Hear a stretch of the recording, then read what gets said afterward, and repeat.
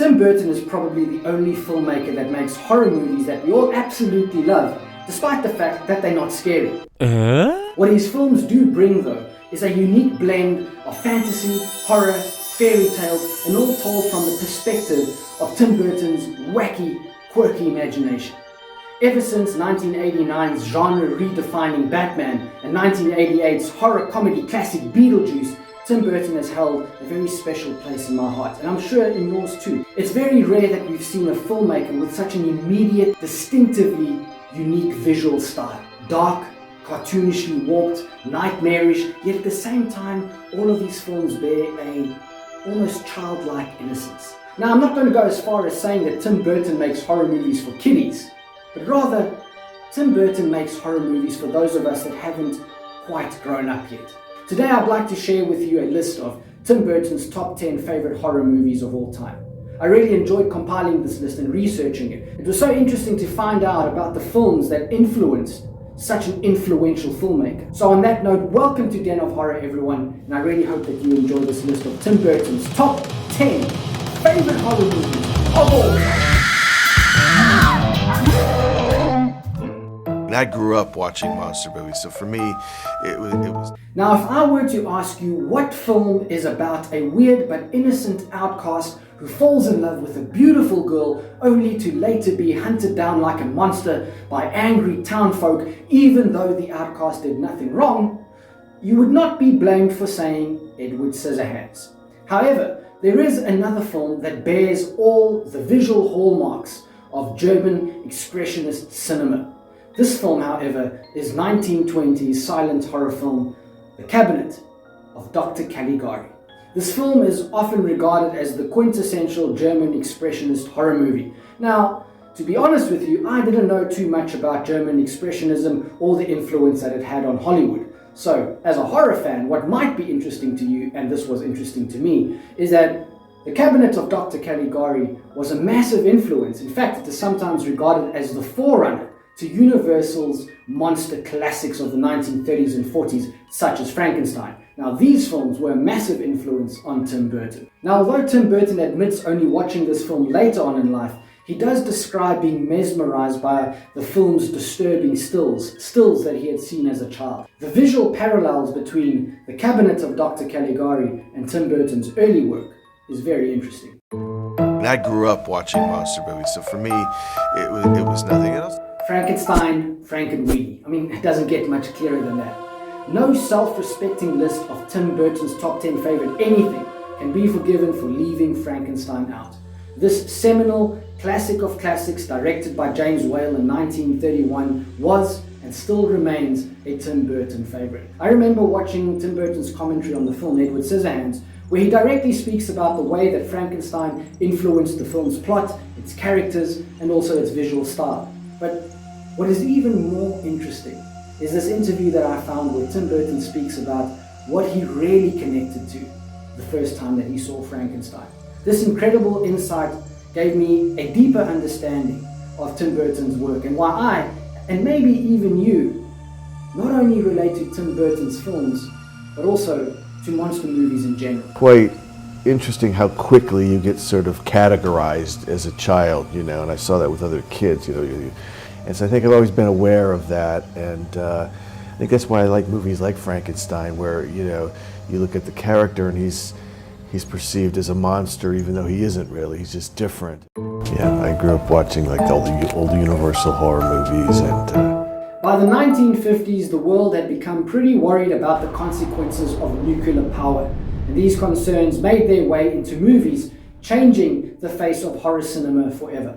One such film was 1956's mega hit Godzilla, King of Monsters. So great was the impact of this film on Tim Burton that at one point he was even attached to direct the Godzilla remake. Now, the fact that this never happened is, for me, almost as great a tragedy as Tim Burton not directing the Wolfman remake, which he was supposed to do.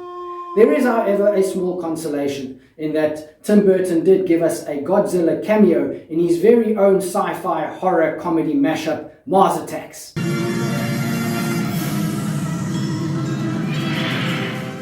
Yeah, Japanese monster movies and pretty much any kind of monster movie. That was my genre. The more I research film and filmmakers, the more this next film keeps popping up.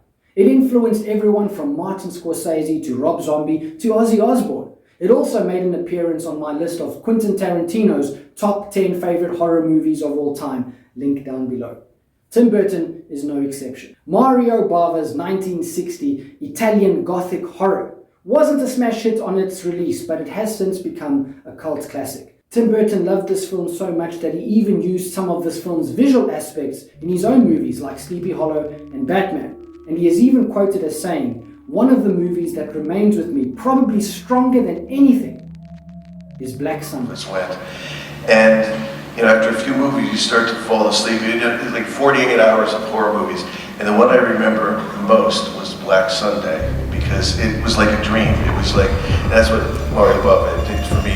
Kind of captured what dreams were like, or nightmares, or whatever. But I grew up watching monster movies, so for me, it was nothing else. Have you ever loved someone so much that you just wanted to keep their severed head alive in a closet for a few days? I haven't, and I'm sure that Tim Burton hasn't either.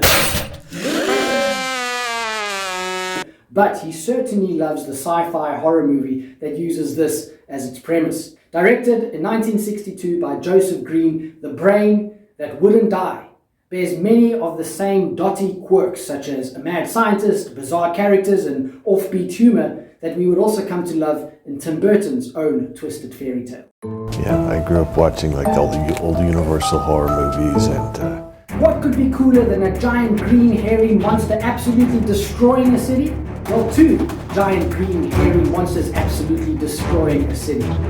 The War of the Gargantuas, this 1966 creature feature, has drawn admiration from everyone from Guillermo del Toro to Brad Pitt. And Tim Burton himself is not the only Burton who counts this film as one of his favorites, but his daughter happens to love it too. Tim Burton counts or cites many of the creature features from the 1960s as a major influence on his work. So it's absolutely no wonder that not just one of Oshiro Honda's movies, but two would make their way onto a list of Tim Burton's favorite movies. it's my 2-year-old daughter's favorite movie. She's obsessed with it. She's the green Gargantua, and my other son is the brown one, and she loves being the bad green Gargantua. I mean, she's obsessed with it, and as I was. And I grew up watching Japanese science fiction movies. Yeah, Japanese monster movies, and pretty much any kind of monster movie. That was my genre. In 2007, Will Smith starred in probably one of his coolest films, the movie adaptation of Richard Matheson's post-apocalypse action horror novel, I Am Legend. This was actually the book's third adaptation, but Tim Burton truly loved its second movie makeover, The Omega Man. Directed in 1971 by Boris Siegel, it starred Charlton Heston as the lone survivor, and it's a film that is heavy with a sense of isolation. Now, considering Tim Burton's own array of movie loners, it's probably no surprise that Tim Burton once said if he were stuck on an island, he would want a copy of The Omega Man with him. But the thing I liked about this is that the sort of vampire characters are played by real people, which is really, really nice. They got a really cool look to them.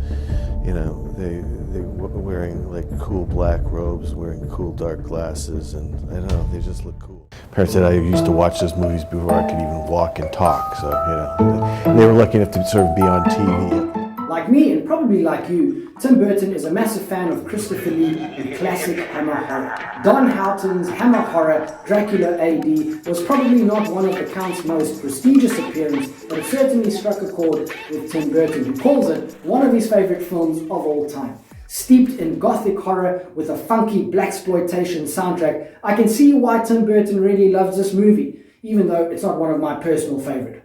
Not that anyone cares. It was just that combination of 60s, 70s London and a Hammer horror film. And so there's a weird juxtaposition of things. And as you can see, and hopefully you probably see by the end of this, you feel lucky that you're not on the desert island with me. Like you were being hypnotized by Dracula. He is Dracula.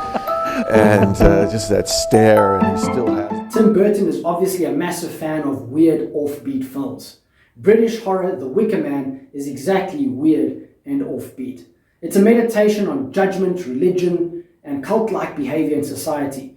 These are themes that are very present in Tim Burton's own work. It's a film that's filled with terror, with imagination, and with atmosphere, and it's a must-see for any fan of Tim Burton's work, or horror in general. That's what I loved about this film, is that you know, again, it was not very popular at the time, but it's a film that sort of grew on people and sort of gained quite a following as the years went on. You know, fairy tale or folk tale, they've got rough edges around them, they're kind of weird and something primal. Film number 1. The top spot on my list of Tim Burton's top 10 favorite horror movies of all time is not a film that Tim Burton, at least to the best of my knowledge, ever referenced as being one of his favorite movies. So, then what the heck is it doing in the number 1 spot on this list?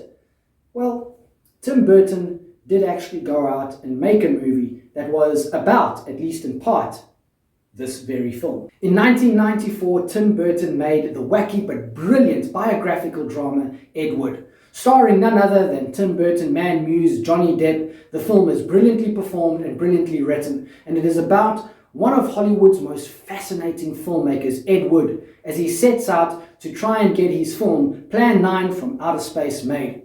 Plan 9 was written, directed, produced, edited, and I don't know what else by Ed Wood. And this film has the dubious credit of being called so bad it's good. Those are the kind of movies I watched and enjoyed. That's why I like making Ed Wood, because I sort of understood that fine line between what's good and bad. And Ed Wood was Tim Burton's homage to a filmmaker that never in his wildest fantasies would ever have dreamt of being linked to an Oscar.